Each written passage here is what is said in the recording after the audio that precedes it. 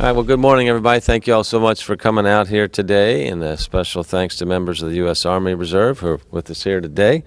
Appreciate that. This is always an exciting time of the year, and it's an honor to be here to celebrate all of our veterans from all branches of the military in the coming weeks here. When we go back a little bit, one of the earliest and easiest decisions I made when I came into office in 2011 was starting the Veterans Day Parade. It had lapsed prior to 2011, and I said to my team, certainly we have got to be able to do this. And as I said, it was an easy decision that's ended up having great impact on the community. I believe that honoring our veterans is too important to let it go, and we need to celebrate every year and grow our celebration every year. And certainly we will have a Veterans Day Parade here on Main Street every November. We did that, and then it occurred to us that we needed to do even more. And that's why we worked with the Veterans Community Alliance of Louisville, or VCAL, to establish the Week of Valor, because one day is not enough.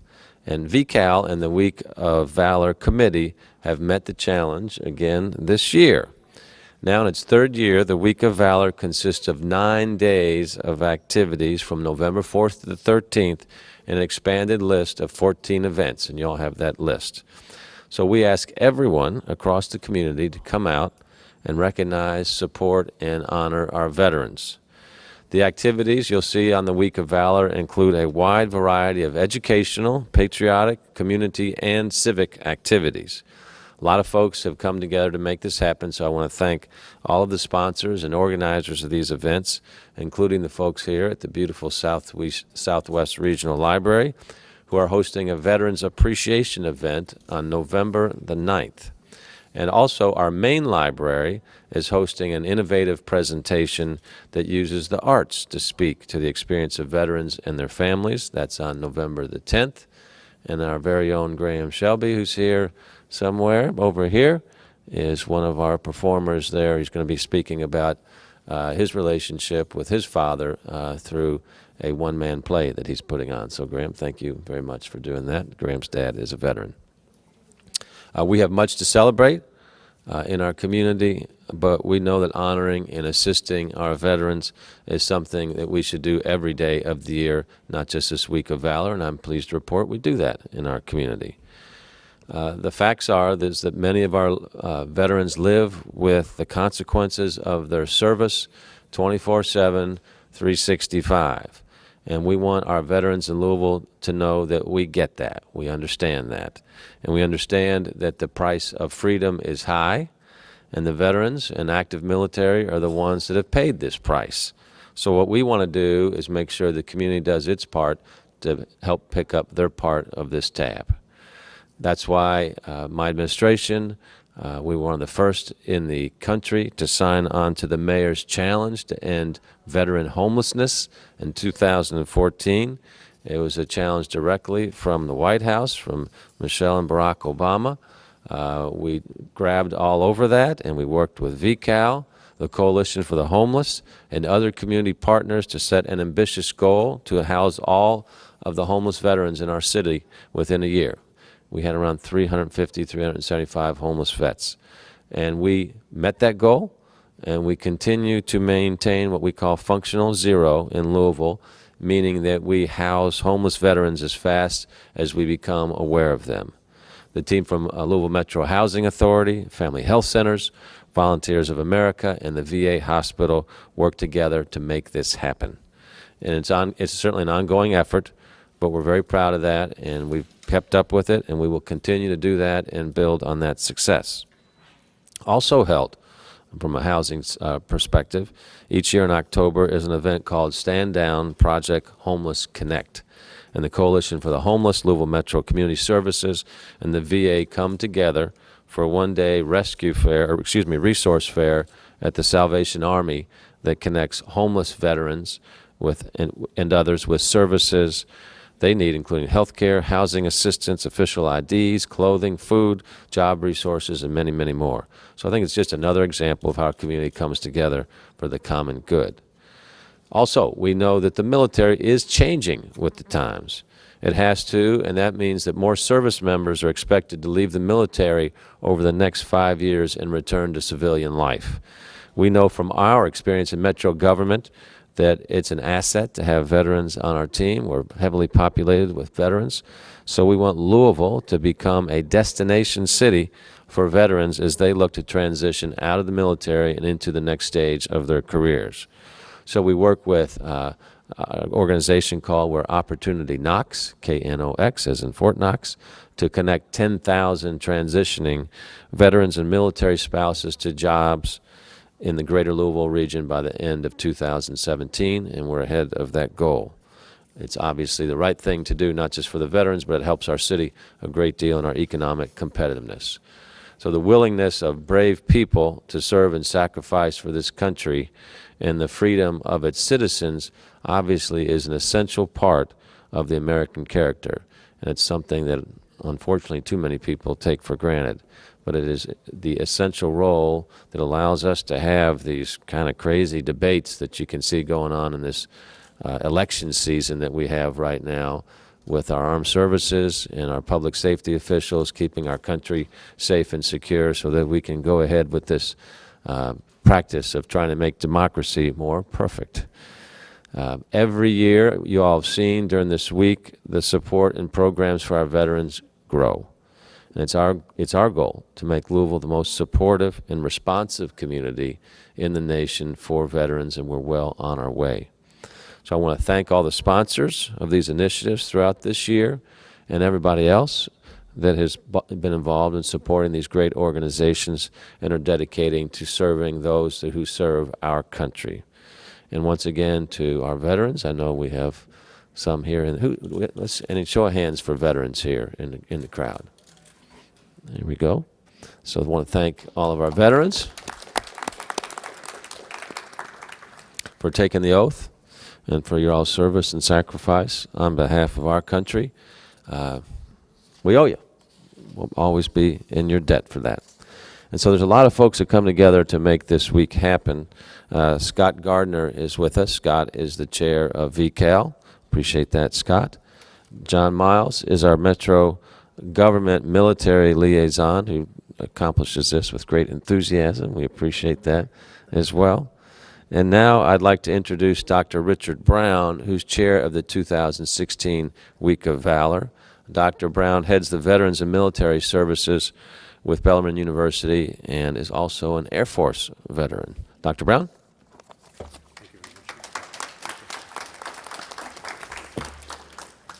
Thank you very much. I appreciate the time. Thank you, Mayor Fischer, for everything you've done to bring this back. Your initiative has created the community-wide show of support that we all find extremely valuable here. Last year, we had 12 events. This year, we're at 14. And there's even more events than are on our list. In fact, behind us, you will see the a display of art from Athena Sisters that is the women's, honoring women veterans who have served the country. So these events are going on large and small all over the community here. You have the calendar, so I'm not going to look at it that way and just recite what is there. I'm going to show you or describe it in terms that are more, I think, real. We have an entire new city brought in by Mayor Fischer. He's coordinated with Mayor Chapman at Middletown, their community support operation, and they are having a chili dinner and an event for supporting veterans. We have 2 live performances this year. One is using Shakespeare's words to describe events and experiences that are indescribable. There's an individual, which I already mentioned here, that is telling his story of reconnecting with his father after seeing him on TV for the first time. We also have a banquet honoring the Veterans of the Year for Kentucky. 2 dinners. I mentioned Middletown. Veterans Office, Veterans Voice of Kentuckiana Mental Health Council is here with us this year. We have 2 movies, premieres, that we're bringing in. One is KET and the Kentucky Science Center is premiering Kentucky-Vietnam War in their own words. They've taken 65 veterans across the the state, and they are telling their experiences in Vietnam in their own words. We also have at Bellarmine University the screening of the USS Indianapolis, The Legacy.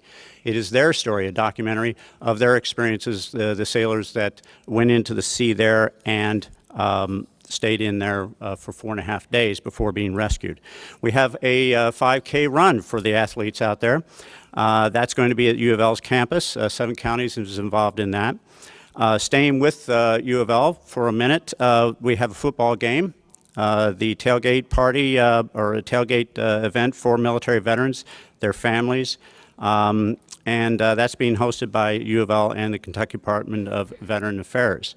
The 3 events are involving the medical center, the VA Medical Center, the football game, the job fair, and a wellness expo. 4 events are being done by universities here in the community. U of L, which I already mentioned. We have Sullivan, Embry-Riddle, and Bellarmine University. And best of all, and certainly not least, we have the parade, the 6th annual parade that's going down Main Street. And as it ends, it goes right to the Fraser Museum, and there will be a commemoration of the 75th anniversary of the attack on Pearl Harbor. So I invite everyone to come, and I also thank you for being there for us. Thank you very much. Thank you, Dr. Brown. It's amazing to see how we've grown here over the past 5 years now, and every year it keeps getting bigger and more people want to get involved. So please spread the word to any other organizations that you know that work with veterans and invite them in on this. I want to recognize Treva Brockman over here and Del Courtney for kind of this massive coordination that takes place actually on Veterans Day itself. Would you like to give any details on the parade or how to participate in the parade? Come on up here. Del Courtney. Thank you, Mayor Fischer, and good morning, everyone. As he has said, this is our 6th annual Veterans Day Parade that we started on 11/11/11, honestly thinking that it would be a one-time shot. We weren't even finished that first year before we knew that we had something pretty magical here in the community, and it has continued to grow. We are 10 days out now, and if you are in a unit or know of a unit that would still like to participate, please feel free to go to our website. The deadline for entering is not until Friday. That website is www.louvetparade.com. We would be happy to welcome your organization. We're especially proud this year that we have 2 Grand Marshals. One is a survivor of Pearl Harbor, Mr. Hawker, who was literally in Schofield Barracks when the attack started. He ran outside thinking he'd be safer there, only to see the next wave coming right toward him, so he went back inside, and the rest is history. Our 2nd Grand Marshal is, as far as we know, the last living original Tuskegee Airman who lives here in Louisville. His name is Frank Weaver. He will be our 2nd Grand Marshal. And we always pay special tribute to the original members of the Montford Point Marines. There are 2 of those originals that will be there. So this is a day not only for history, but for the modern Army, from junior ROTC units to veterans groups to just people who just simply want to be part of it. If you don't want to actually be in the parade, then please come join us on Friday, November 11th at 11 a.m. We start at 3rd and Main and go to 6th and Main. Thank you. Thank you, Del, for the great work you guys are doing. Pleasure. And if you don't have a unit, you're still also invited to attend. Just can we do a massing at 3rd and Main and walk down? So each year it's interesting too. We have more and more folks participate, especially some of our Vietnam War veterans that really weren't ready to participate in a Veterans Day parade, but we see more and more participate every year. They never really got that kind of homecoming that they deserved, so it's events like this to kind of help, not close the chapter, but help kind of bring the history together a little bit more. So everybody, we invite you to participate in the parade.